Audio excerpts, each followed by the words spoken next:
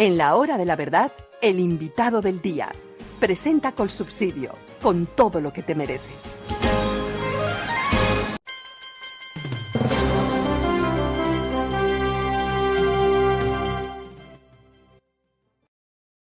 Y como se los anunciamos a ustedes hace unos minutos, está con nosotros el doctor Carlos Augusto Chacón, director del Instituto de Ciencia Política Hernán Echavarría Olózaga. Doctor Chacón, bienvenido a la hora de la verdad. Muchas gracias por atendernos. Demar, muy buenos días a ti y a toda la audiencia. Doctor Chacón, usted ha participado en las audiencias sobre reforma laboral en el Congreso de la República y quiero preguntarle sobre varios aspectos, sobre el técnico, por supuesto, pero también quiero preguntarle sobre el aspecto político que tiene esta reforma laboral y los intentos del presidente Gustavo Petro por, aunque le estén tramitando una reforma laboral, también llamar a las calles y a las revueltas porque el Congreso no le cumple con lo que él desea. Pero hablemos de los aspectos técnicos de esa reforma laboral, que la pregunta que todos nos hacemos es que ahora es mejor que antes o simplemente se trata de buscar arreglarla en el camino. Digo yo porque pues se anuncia que perderán empleos si se aprueba en Colombia la reforma. ¿Qué tiene usted para decir frente a esa reforma que se tramita hoy en el Congreso de la República? Pues Demar, lo que hemos dicho ya desde hace 2 años en la primera reforma que se presentó y en esta segunda, y es que es una reforma que no está enfocada en generar empleo y tampoco se orienta a resolver los problemas de informalidad, porque es una reforma que, como bien lo dijo en su momento la exministra del Trabajo, es una reforma que lo que busca es reforzar un montón de derechos, ¿cierto? Y crear una serie de condiciones que van a ser mucho más costoso mantener los empleos formales. Es una reforma que está totalmente alejada de la realidad del mercado laboral colombiano, del tejido empresarial colombiano. Es que piense, Demar, que estamos hablando que en Colombia son casi 13 millones de personas que están en la informalidad. Hay gente que básicamente trabaja para la subsistencia en el autoempleo. Lo que aquí llaman independientes, en realidad en muchos casos, son personas que están trabajando para subsistir en el día a día. No cotizan a salud y pensión, ¿cierto? Por ejemplo, de casi ese 96% de MIPYMES, hay un 80% que es informal. Entonces, digamos, uno dice, ¿de qué estamos hablando cuando están pensando en reforzar una serie de condiciones que hacen que sea más costoso contratar de manera formal, que castiga a quienes quieren crear empleo? Entonces, la advertencia ha sido sistemática. Esta reforma tiene esos problemas estructurales, impone una serie de rigideces en un mercado laboral que ya es rígido, adoptar por principio general el contrato a término indefinido, imponer jornadas y horarios, etcétera. Y en realidad hubiera sido una gran oportunidad, además, porque Colombia sí necesita, digamos, actualizar su legislación laboral de acuerdo a las realidades que vive hoy el mundo en materia tecnológica. Esta es una reforma que, por ejemplo, obliga a que si uno va a hacer una automatización, tiene que formar, reubicar a los empleados, que pues se entiende que de alguna manera hay que buscar mecanismos para que el proceso de adaptación de las empresas a la tecnología genere mejoras, genere condiciones en productividad. Pero si una empresa va a tener que mantener a los empleados al tiempo que trata de invertir para automatizar, pues va a ser muy costoso el proceso de automatización. Y entonces vamos a seguir con una muy baja productividad. En fin, digamos, son muchos los temas que trae la reforma que, insisto, no se compadecen de las dinámicas de la realidad empresarial y del mercado laboral colombiano, que nosotros desde el Instituto de Ciencia Política hemos dicho en varias audiencias públicas. Y además, ese proyecto de ley nosotros lo hemos evaluado con el indicador de afinidad con la libertad económica que utilizamos en el Instituto de Ciencia Política para medir los proyectos de ley en curso, las leyes aprobadas y a los congresistas en su forma de actuar frente a esos proyectos de ley. Y les hemos advertido que tiene una muy baja afinidad, es decir, afecta severamente la libertad económica. ¿Y por qué insistimos en eso? Porque los países donde se privilegia la libertad económica, esos mercados laborales tienden a tener mejores ingresos, menores tasas de desempleo e informalidad, mayor productividad y mayor crecimiento económico. Entonces la pregunta aquí es, ¿para qué tramitar una reforma que no resuelve problemas estructurales, que agudiza los que ya existen y que básicamente se convirtió en un capricho del gobierno tramitarla y no solamente eso, sino como usted ya lo decía, y entiendo lo que vamos a hablar a continuación, usarla para presionar una consulta popular. Es difícil que algún sector de la población entienda, doctor Carlos Augusto, el peligro que representa la reforma que no crea nuevos empleos, sino que pretende aparentemente dar mejores garantías a los que ya existen. Esto, dicho de otra forma y vista las cifras que usted ha compartido, su punto de vista y lo que ustedes han estudiado en el Instituto de Ciencia Política, lo que se viene aquí es, primero, una dificultad para sostener los empleos que ya existen, los formales, y una obvia razón para ver cómo van a crecer los informales, porque a esa carga, en un 94, 95% de las empresas colombianas que son mi pyme, pues no habrá cómo sostener nuevos empleos y mucho menos cómo crearlos. Así es que Demar, piense en la gente que está en la informalidad. 56% en el sector urbano y 86% en el sector rural. Es que le insisto, de qué estamos hablando cuando damos este debate laboral? Y entonces dicen, no, es que la gente está explotada y la precarización. La verdadera precarización es usted no poder tener un empleo formal, usted no poder hacer que su negocio sea formal y contratar formalmente a quienes le colaboran, a quienes trabajan para usted. Esa es la verdadera precarización. Que hay empleadores que son explotadores y son maltratadores. Claro, y eso hay que corregirlo y para eso existen mecanismos en la legislación. Y el gobierno tiene que ser mucho más eficiente, mucho más efectivo en vigilar eso, pero esa no es la realidad ni es la generalidad de todas las empresas en Colombia, perdón. ¿Sí? Entonces utilizan unas situaciones excepcionales para justificar unas medidas que no hacen sentido a esa realidad. Es que piénselo, Demar, una cosa es el mercado, por ejemplo, de una señora que abre un restaurante en Bogotá, ¿cierto? Que eventualmente en Bogotá, por supuesto, hay más gente, hay más poder adquisitivo, hay más dinámica de mercado. Pero ese mismo restaurante no va a poder operar pagando salarios mínimos de lo que cuesta realmente el salario mínimo, no solamente lo que recibe el trabajador, sino lo que le cuesta a la empresa, que son casi 2 millones de pesos, más de 2 millones de pesos, en la hormiga Putumayo, en Magangué, ¿cierto? En municipios que no tienen la misma realidad y la misma lógica económica y el nivel de ingreso que tiene una ciudad como Bogotá, Medellín o Cali. Y aún así en estas ciudades hay un montón de negocios que son informales, papelerías, talleres mecánicos, sastrerías, que operan en la informalidad. Y eso tiene un problema adicional y también lo hemos advertido. Y es que si usted no genera incentivos para la formalización, esas personas, al no aportar a salud y pensión, ¿quién debe cubrir ese costo? Pues lo debe cubrir el Claro, Estado, claro. aumentando los problemas de financiamiento público, es decir, aumentando el problema de déficit que ya tenemos bastante preocupante, porque entonces unos muy pocos aportando a salud y pensión y un sector muy importante de la población, más del 50%, no está aportando. Entonces, ¿quién debe cubrir eso? El Estado. Pero el Estado no lo cubre con plata del Estado porque el Estado no produce nada. Se cubre con los impuestos que pagamos los ciudadanos, con deuda que al final del día se paga con impuestos en el largo plazo o emitiendo moneda que tiene el enorme problema de crear más inflación. Por eso también la inflación no baja. Entonces, piense en esas realidades económicas. El problema es que aquí, Demar, se han negado a dar el debate de que este es un debate económico que tiene implicaciones para el ciudadano de a pie, que no tiene cómo formalizarse, que puede tener una iniciativa de negocio. Además, mire, esa idea, por ejemplo, que planteaban algunos sectores en esta nueva trámite en la Comisión Cuarta, de decir, bueno, las grandes empresas estamos de acuerdo, que se adopte la reforma laboral y pues que se crea algún régimen especial para las MIPYMES. Claro, ese régimen especial que implicaría que en efecto algunas MIPYMES lograrían sobrevivir con ese régimen especial si así se adoptara, pero eso no se ha hablado nada realmente puntual, no hay una propuesta sobre la mesa.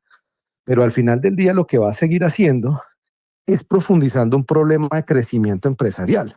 Porque entonces, piense la persona que hoy tiene un pequeño emprendimiento, un restaurante, volvamos a lo mismo, y quiere crecer su negocio porque puede abrir más puntos, ¿cierto? Puede expandirse a otras ciudades, qué sé yo. Pues cuando ya ese negocio se eh, proyecten convertir en una pequeña, de pasar de una pequeña, una microempresa a una empresa mediana, pues los costos de ese crecimiento inmediatamente van a cambiar en función de la legislación laboral. Entonces lo que le estamos diciendo también es, ustedes manténganse chiquitos, microempresarios, manténganse viviendo del autoempleo, casi que de la subsistencia, pero no crezcan, porque si crezcan, el costo le va a aumentar. Entonces, un país de mar con, insisto, más del 96% de MIPYMES, que solamente tiene más o menos un 0,4% de grandes empresas, no es un país que genera las condiciones para sacar a la gente de la pobreza, no hay crecimiento económico. Nosotros necesitamos generar las condiciones de crecimiento económico. Aquí solamente el 4% de las personas que están produciendo están pagando renta. Necesitamos que la gente le aumente el ingreso medio. La reforma laboral no apunta a nada de esto, no resuelve ninguno de esos problemas. La gente va a seguir viviendo precarizada con el día a día. Y es que el problema de este sector, hay que decirlo, que es el oficialismo, los que están con el presidente Gustavo Petro, es su radicalismo a la hora de discutir el asunto de la reforma. He visto algunos debates, inclusive uno en el que usted participó en un medio de comunicación, y la verdad uno dice, ¿dónde está el argumento de fondo para pensar que la reforma laboral realmente es el rescate para los ciudadanos que están en la informalidad? Que esa informalidad es tremendamente alta y que no se ve que vaya a cambiar, pero sobre todo cuando la carga impositiva para las empresas en Colombia es tan alta que no le permite tampoco mejorar las condiciones de sus empleados. La carga impositiva es alta, la carga burocrática es alta. Miren, el Instituto de Ciencia Política desde el año 2021, nosotros elaboramos el índice de burocracia, que mide cuántas horas le toma a una micro, pequeña y mediana empresa cumplir solo con trámites burocráticos. Hablamos que para algunos sectores son más de 2.000 o 3.000 horas al año. Eso implica no solamente la cantidad de días, que son muchos más de 60 días laborales al año dedicados a cumplir con trámites, sino en la mayoría de los casos, vuelvo y le insisto, cuando usted pasa de ser una microempresa a una mediana empresa, a usted se le duplica el tiempo, entonces le toca gastar plata contratando gente para dedicarse a cumplir con trámites burocráticos, para hacer pagos de nómina, para pagar seguridad social, para pagar impuestos.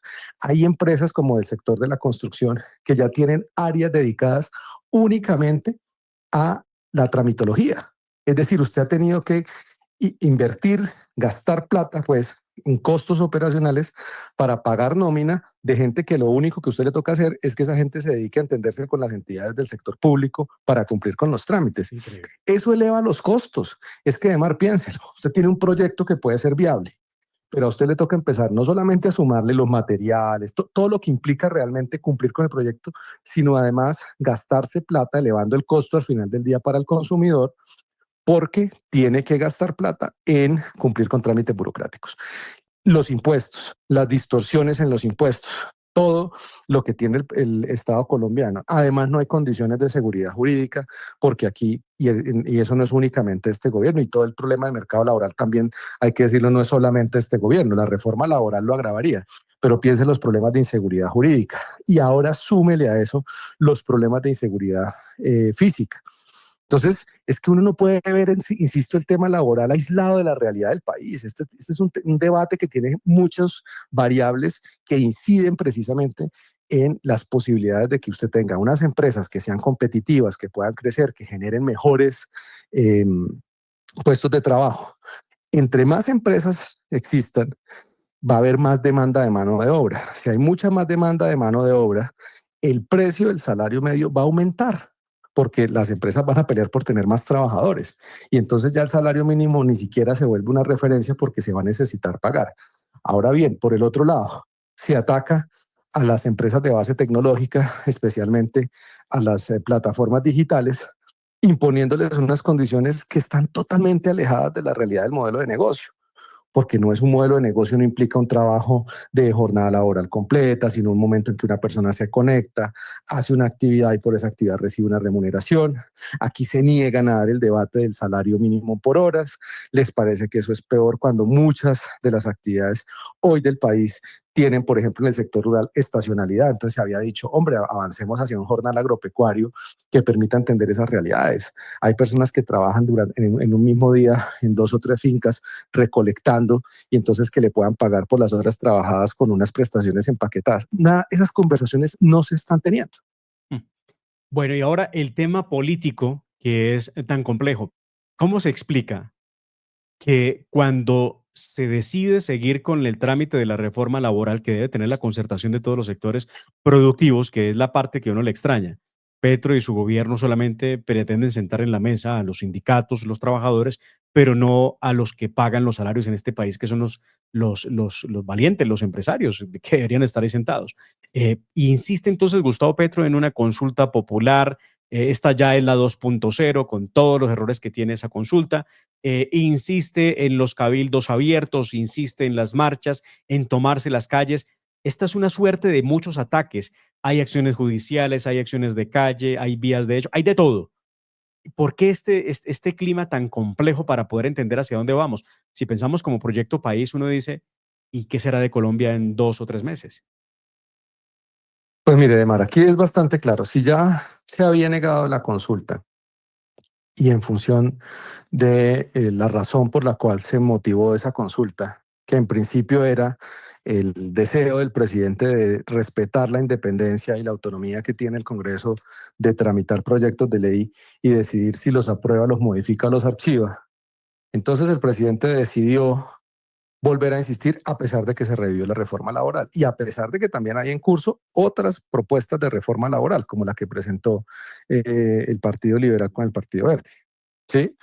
Esas propuestas también se están tramitando, que son mucho más sencillas, es lo que llaman la famosa mini reforma. La reforma a la salud sigue su trámite en el Congreso, también es una reforma mala, también aquí nos tendríamos que dedicar a otro programa a hablar de la reforma a la salud, porque está mal diseñada, que además ya la han venido implementando vía decretos, asfixiando y dañando el sistema de salud colombiano, haciendo que la gente hoy esté haciendo filas eternas para recibir atención médica o medicamentos. En fin, entonces, cuando uno dice cuál es el objetivo final de insistir en el mecanismo de la consulta, a pesar de que políticamente le corresponde al Congreso terminar esos debates. Además, una consulta con preguntas mal formuladas que no cumplen muchas de ellas con criterios que establece la legislación sobre la consulta popular y que establece además la legislación y la Corte Constitucional en las sentencias sobre el tema de las consultas, porque lo que quieren es instrumentalizar ese mecanismo, que es legítimo, que es válido, por supuesto, que está consagrado en la Constitución, que es una vía de participación ciudadana, pero lo que estamos viendo es una instrumentalización para montarse en esa idea y empezar a hacer campaña política un año antes, usando los recursos del Estado, no solamente por lo que vale hacer la consulta, que se estima que son más de 700.000 millones, sino lo que va a implicar que todo el gobierno se dedique a usar los recursos públicos para hacer campaña en todo el país de manera anticipada, a diferencia de los demás candidatos. ¿Sí? Y entonces le dirían a usted, bueno, pero es que Petro no se va a reelegir, sí, pero él está buscando la reelección de su proyecto político, con personas que han estado en el gobierno y que han anunciado ser candidatos presidenciales y que además claramente va a ser el gobierno impulsando a esos candidatos usando la plata del Estado, la plata de todos los colombianos, porque insisto, eso no es del Estado, eso es de los contribuyentes, de quienes pagamos impuestos, para hacer una campaña política. Entonces, preocupa profundamente esa desinformación. Fíjese, por ejemplo, no son cabildos abiertos, porque además no le corresponde al presidente de la República convocar al cabildo abierto. Le corresponde a los consejos municipales después de que el 5% del censo electoral de un municipio se lo solicita y el consejo municipal lo aprueba y se convoca ese cabildo abierto, ¿cierto? Por eso ellos lo llaman cabildos populares, ¿no? Entonces distorsionan incluso las figuras sobre las cuales se están convocando. Recuerde usted que nos hicieron lo mismo cuando hablaban de la Asamblea Nacional Constituyente. Después hablaban de otra figura que era la Asamblea Popular, ¿no? Entonces van usando las figuras, los mecanismos, los distorsionan. ¿Para qué? Para mantener una movilización política. Pero en este caso en particular con un agravante. Y es que, como lo vimos en Barranquilla, está usando la movilización para atacar a los congresistas que se oponen a sus proyectos de ley. Y hay que decirlo también con claridad, este es un gobierno este es un Congreso que le ha pasado al gobierno muchos proyectos de ley, de mar. Le pasó la reforma tributaria, le pasó la ley de paz total, le pasó el acto legislativo sobre el campesino como sujeto de derechos, le pasó el Plan Nacional de Desarrollo. Es decir, aquí han habido leyes que se han aprobado en el Congreso y que han sido tramitadas por el gobierno. No es cierto que exista un bloqueo institucional. Ahora bien, el Congreso, cumpliendo con su mandato constitucional y con la responsabilidad política que le corresponde, pues ha decidido negar algunos proyectos de ley porque en efecto las razones técnicas que se han presentado de distintos sectores, las razones políticas, pues denotan que no son proyectos convenientes para el país, que perjudican a las personas. Pero el gobierno lo que está haciendo es usar esos mecanismos, la consulta popular, los cabildos populares, para hacer campaña, para atacar y desprestigiar al Congreso, cuando existe en Colombia una democracia que impone la obligación de respetar la independencia y la separación de poderes, algo que el presidente Petro no está haciendo desde hace mucho tiempo. Se ha dedicado, y cuando no ataca al Congreso, entonces ataca a las Cortes o a la Fiscalía o a la Procuraduría. Estamos hablando de una situación política muy delicada, con un irrespeto sistemático a la institucionalidad, un desconocimiento también de la voluntad popular, porque es que además no nos olvidemos de Mar, que es que esos congresistas también los eligió el pueblo, no los puso ahí nadie más. La gente con su voto eligió a esos congresistas, que incluso si usted suma los votos que tiene el Congreso tiene más votos que el presidente de la República. Entonces uno no puede dedicarse a desconocer esa voluntad popular al tiempo que dice que representa a lo que el presidente llama el pueblo, que en realidad él no representa a todo el pueblo en esas peleas políticas, representa a un sector, a su sector, que el resto de los colombianos, muchos no estamos de acuerdo con el presidente y con la forma de proceder ni con esas propuestas. Claro.